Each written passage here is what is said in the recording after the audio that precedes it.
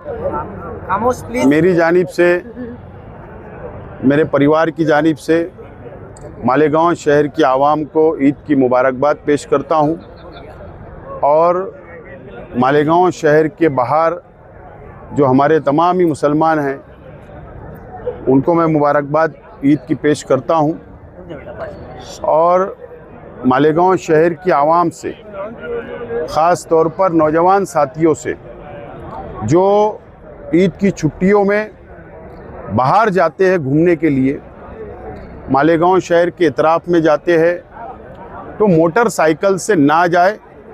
अगर आपको जाना है तो 4 व्हीलर का इस्तेमाल करें, गाड़ियों का इस्तेमाल करें और अपने साथियों के साथ घूमने के लिए जाए, ये अपील करता हूँ।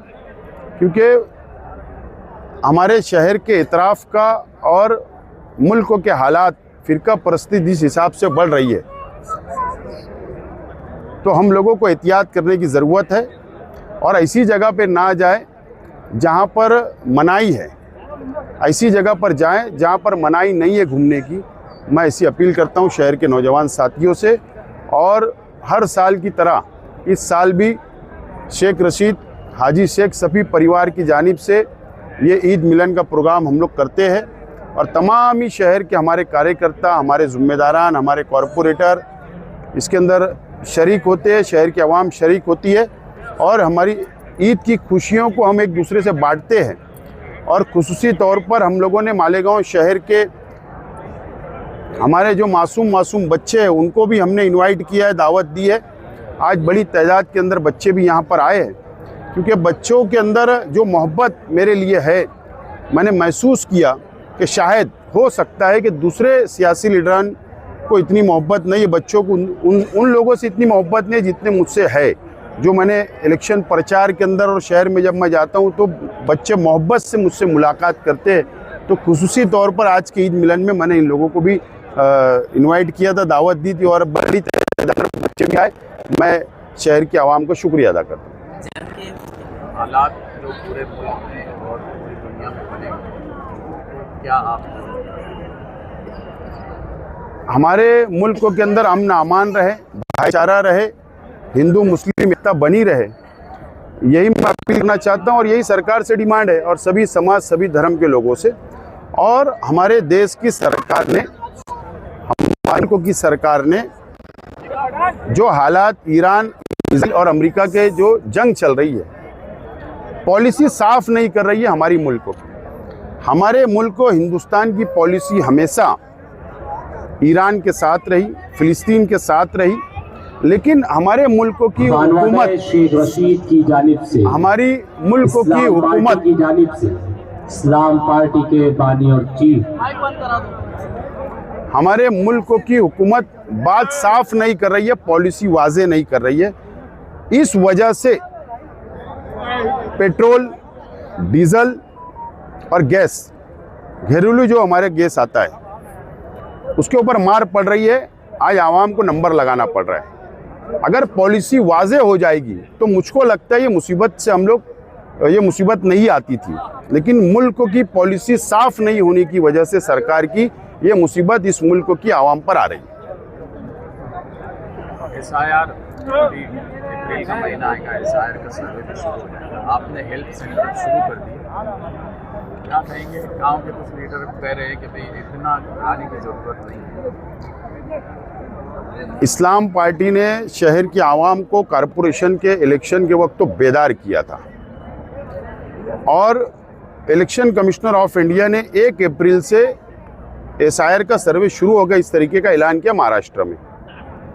और हमने रमज़ान महीने में हमारे ज़िम्मेदारान ने, हमारे कॉरपोरेटर हजरात ने हेल्पलाइन सेंटर की शुरुआत कर दी है। अभी हमारी कल और मीटिंग होने वाली है। हम बड़े पैमाने पर शहर के अंदर हेल्पलाइन सेंटर शुरू करने जा रहे हैं ताकि आवाम को मदद हो। अब जो लीडरान इस तरीके की बातें कर रहे हैं वो असल में सरकार की और इलेक्शन कमिश्नर की पॉलिसी कर रहे हैं, सरकार की ज़बान बोलने का काम कर रहे हैं, इलेक्शन कमिश्नर की ज़बान बोलने का काम कर रहे हैं। उन लोगों को ये बात समझना चाहिए कि बिहार के अंदर 70 लाख नाम काटे गए और मुल्क की अलग अलग रियासतों में जहां पर एसआईआर का सर्वे हुआ है वहां पर लाखों में नाम कटे। इसके लिए हमने बेदारी लाई। ठीक है, अगर हमारे मुखालिफ, हमारे जो शहर के एक जिम्मेदार लीडर ने अगर इस तरीके की बातें कह रहे कि कोई घबराने की ज़रूरत नहीं है, कोई टेंशन मत लो, तो उन्होंने सरकार से या इलेक्शन कमिश्नर से बात करके आ जाना कि मालेगांव का सर्वे नहीं होगा तो हम भी हेल्पलाइन सेंटर बंद कर देंगे।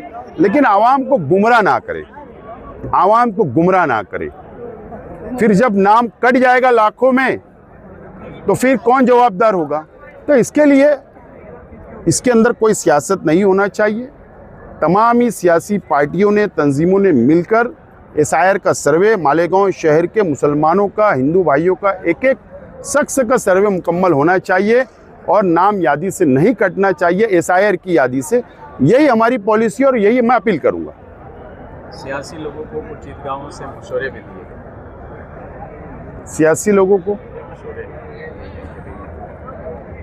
ईदगाह से सियासी लोगों को मशवरा दिया गया है। क्या मशवरा? गवर्नमेंट साहब ने अपने किताब में कहा कि तमाम सियासी पार्टियों को मिलकर के काम करना चाहिए, शहर की तरक्की का काम करना चाहिए। शहर की एक ही सियासी पार्टी है और वो हमारी अपनी पार्टी है और हम लोग हैं जो हमेशा शहर की तामीर व तरक्की का काम करते हैं और हमेशा आवामी तहरीक चलाते हैं और हमेशा हम लोग आवाम की खिदमत करते हैं, गरीबों की खिदमत करते हैं। हम लोग ये काम करते हैं और मौलाना उमरान साहब ने मशवरा दिया सर आंखों पर, उनके मशवरे पर इंशाल्लाह अमल करने की हम लोग कोशिश करेंगे। लेकिन जो लोग काम ही नहीं करते, जो लोग आवाम को गुमराह करते हैं, तो उन लोगों ने अब इसके ऊपर सोचना चाहिए, मौलाना उमरान साहब के मशवरे के ऊपर और अमल करना चाहिए।